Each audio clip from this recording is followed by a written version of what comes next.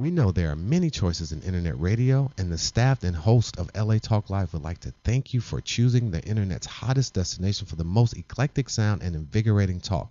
This is LA Talk Live. We are more than just talk.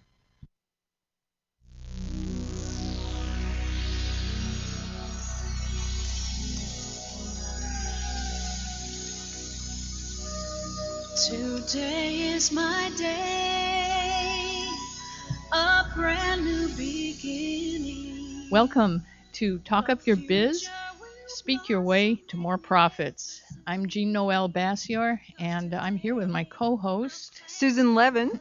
We're going to have Linda L. Smith with us, who is the owner and founder of the first African American college that deals with vocational healthcare issues. And she started in 1992. I can't wait to talk to her. Welcome back. This is Susan Levin and Jean Noel Bassiar to Talk Up Your Biz, Speak Your Way to More Profits. And you're seeing us and hearing us at latalklive.com, and we're more than just talk. So in this segment, we're going to be talking to Linda L. Smith, and we're so happy she's here with us. It took her 2 hours to get here, and she has a lot to share with us. And she's written a book, and some of the things that she talks about are, and she's one of our speakers in Speaker Services. There's no contingency plan with God. Jean Noel? go ahead and hold up your book, Love Letters to the Lord. Yeah. Yes. So, and you founded, now, is it one of the first or the first African American healthcare colleges, right? Yes. In 1992, I am the founder, and I founded 4D College. It is the first, and to my knowledge, still the only fully accredited African American owned institution licensed to teach healthcare. We teach LVNs, pharmacy techs, dental assistants, and other healthcare courses. Now, did you just wake up one morning and go like, gee, I'd like to found a college, first African American healthcare college? Maybe she heard it.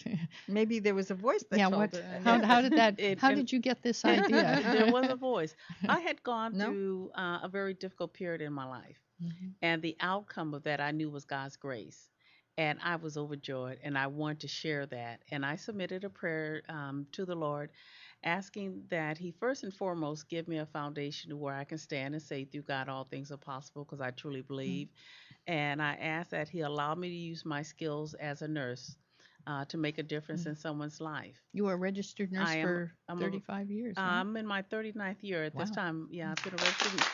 I love the applause. We have a huge studio audience.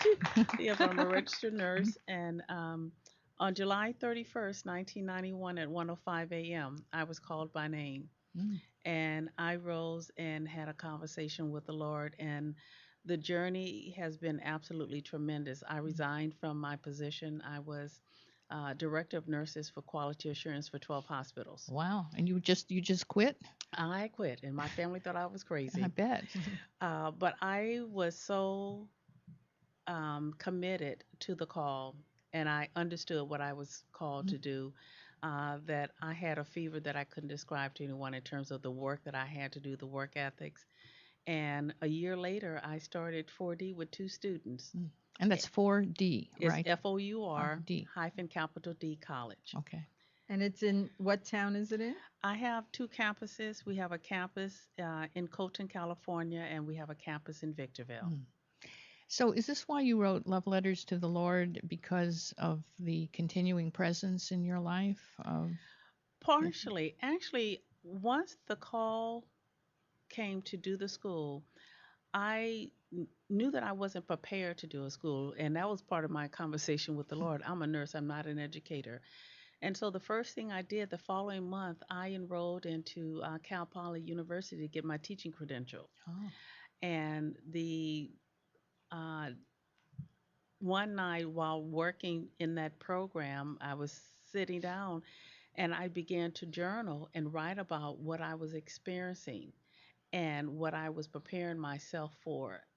And I had no idea that 10 years, 20 years later, that I would end up having a book developed as a result of that. But I have been writing since 1992, and it was just my own personal therapy of what I had to deal with and go through in operating the business. Hmm. Hmm. And you Can the chronicled that in your first book. Sorry, go ahead. No, I was going to Yeah. say, can how can people get the book? They can go to my website, which is, www.lindalsmith.com, and they could look up all three books. My personal website will give you information on me and the school, and it talks about love letters to the Lord. And don't be fooled by the name Love Letters to the Lord, because it's a very transparent journey of what I've had to deal with in the 21 years of operating the school. And it allows the reader to understand those challenges. Hmm. You know, the challenges of being married as a female businesswoman, and what happened during Hmm. that marriage, and how I almost divorced my husband, and all those good Right. things. So it's very Well, enlightening. what was the biggest obstacle that you faced when you were making these changes and you were establishing the school? Was there any big, huge thing that made you think like this is never going to happen? I never thought that the school would not happen. The biggest obstacle I had in the beginning was after I was approved to start the school. I had a site visit from someone from the state, and the person who came, it was almost, she looked at me and said, "Oh no, you're not going to do Yeah. this." We don't And want someone from the state to come yeah, calling ever. yeah. Well, it was a regular site visit. Oh, I had yeah. been approved, and every 2 years she was going to come back, or a different person. The first person who approved me was astounded that I had written a complete program the way I had, and had put the school together, and I did it solo.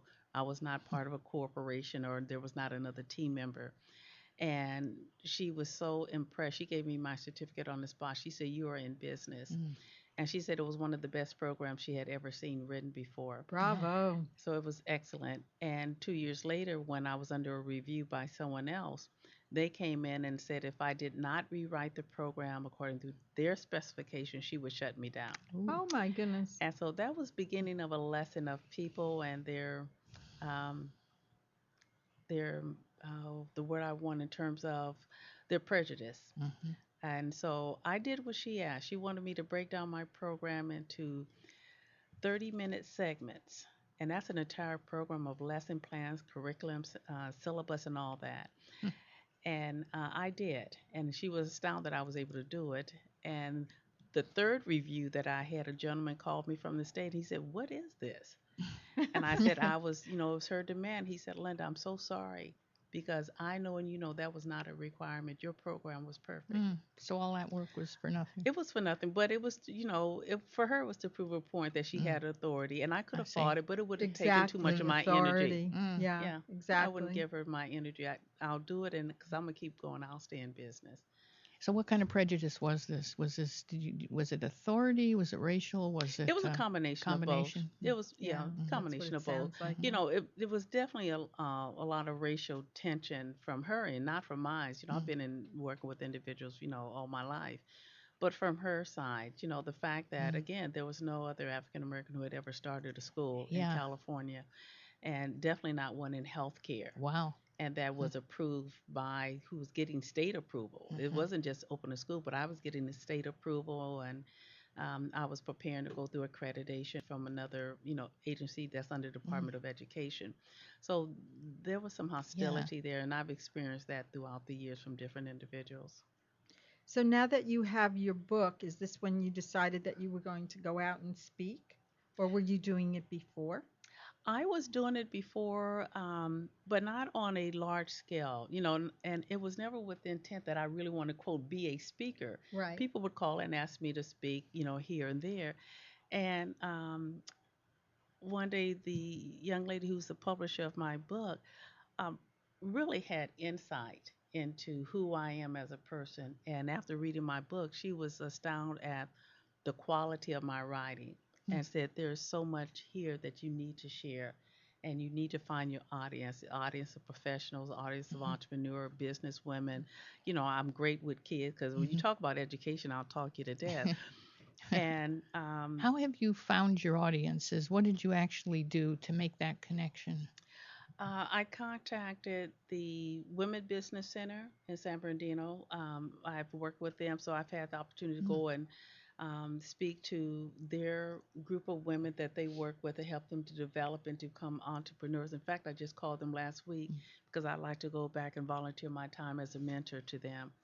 Um, Someone referred me to a high school principal, and she had called and asked if I'd come and speak to her students, and I did. And before I got to my office, I had another call and another call. That's the and way it works. Yeah. and with the website that, thank you so much that you ladies helped me with through Speaker Services. A gentleman here out of Los Angeles or Hollywood was perusing and seeing the website of Speaker Services and called me after Wow. reading what had been printed about my expertise and what I want to bring to the table. And he said I was a perfect fit Oh, for great. the healthcare industry to speak to because of my background as a Wow. nurse and in education. I didn't hear that We one. we love Yeah. to hear this. Yeah, This is I heard Yes. about the one in Arkansas. A lady from Arkansas. I'm driving home and my phone rings and she's talking so fast, Susan. She's so excited. I almost didn't pick up the phone. I thought it was a crank call. And I said, okay, take the call. Who are you? And she told me who she was. She said, I have been looking and praying for the perfect speaker, and I'm all over the place. And I go to the speaker service sheet, and I'm looking at all the people that are listed, and I see you, and I read what you do. She said, my God, will you please come to Arkansas and do a retreat for us and speak to our entrepreneurs here? And what kind of group was it? Do you remember? This young lady has a radio station in Arkansas. It's called Coffee with Monica. And her focus back there is working with young business people. And she felt that they really needed someone who has a Christian based background and who has been in business and who could come and share with them how to grow and maintain their business. And so it That's was because beautiful. of reading what was put on Speaker Services. So thank you, ladies. Oh, thank you. and we did not pay you for this before. Right. No, you did No. not, but it's a great, This- great yeah, plug, but because it does yeah. work. Your That's program works. great. And I just love it because everything fits in so perfectly. Like it's this puzzle. How do you use your expertise to grow your practice? Yes. And you just told us all the different ways that how you came to it. And you reached out and made that first call to this San Bernardino Women's Organization, group, right? yes. See, that was like a big step, wasn't it, to just get it started? It was a big step to get it started. And as a speaker or as an individual for me, it was my own personal validation that I really do have something to say. And it's of value, and I can't help someone else. It's a great point. See, that's So the, I had to that's accept that. For that's me. what happens, that people don't realize that they're experts, and we have to give them permission. Just like Yes. we were talking about that gentleman who we were met with yesterday on the phone. It's like, oh, I am an expert. Oh, I Yeah. have permission. I can go out and teach people or talk to people. Yeah. We just have to identify it. And It is that's a lot about permission, isn't it? It yeah. really is. Yeah. You had to give yourself permission. right? Permission to say I'm good at what I do, and I've worked the last 30-some years in healthcare and been a business owner for 21 years, and there's success there because I'm still in business through the changing times. Well, it's a big leap to go from being like an RN to starting a school, right? The two Is don't that- match, trust no. me. No, I guess they don't. Huh? It was truly a leap of faith. I Yeah. absolutely believed that God had called me and that I had reassurance that no matter what, that He would take care of me. It was a personal covenant between He and I believed in that, and I still do. So, regardless of the challenges that we have been faced with at 4D, I remember July 31st, 1991. God gave me His word that if I did what I had prayed that I wanted to do, He would take care of us. Wow. And so my focus is faith and staying focused. And one of my favorite quotes, and I just put it up on Facebook, and I have it on my desk to remind me: "Pray, believing, and you shall have." Yes. And it works. It absolutely works if you believe that. We always say act as if, even if it's not happening, because the universe will pick up on it. That's true. And then everything just manifests. And and Susan, that is very true. And regardless of the verbiage, whether I'm talking faith and God and you're talking about the universe, the truth is, it's all in the same. It's all the same, And right? it's whether or not better be. whether or not individuals will believe. And when you have faith and when you have belief and you have steadfastness, it does make a difference. And that's the only reason I know that I'm still here, because I absolutely believe and I am steadfast. And I tell students that if you quit what you're doing because you're saying the work is too hard and you're not going to do it, if you quit today, you'll never know the outcome of tomorrow. And that has been my personal philosophy with myself. If I quit because I'm saying that it's too hard, I would never know what God's blessing would be for me the next day. And if I'm willing to stand another day, I'm like, oh my God, I made it. Thank you. Yeah. But it's about having faith and knowing that there's going to be challenges, but are you going to be strong enough to get over the challenges and move them out of your way and keep going, persevering? And I want to remind people also, because they forget to listen or they just shove it aside. They say, oh, no, that's not a message for me. They don't hear it. They don't listen. That's one of the biggest challenges that people have these days. And when I started Speaker Services, the same year that you started, or 92, I got a message also when I was sitting on my bed and I was told to do this business. And when we get in touch and when we listen to what we're being told, we're really truly blessed, because we get to do our service and serve, and everybody wins that way. And it's such a joy. It is, Susan, and when you realize that whatever we do and whatever type of employment it is, the design of that is to serve someone else. Exactly. And when you understand that and you have the love for whatever that task is to give passion. to someone else in that passion, it makes a difference in how you walk, how you talk, your attitude, how you receive people, Yes. and how you're able to handle the challenges that are going to come before you.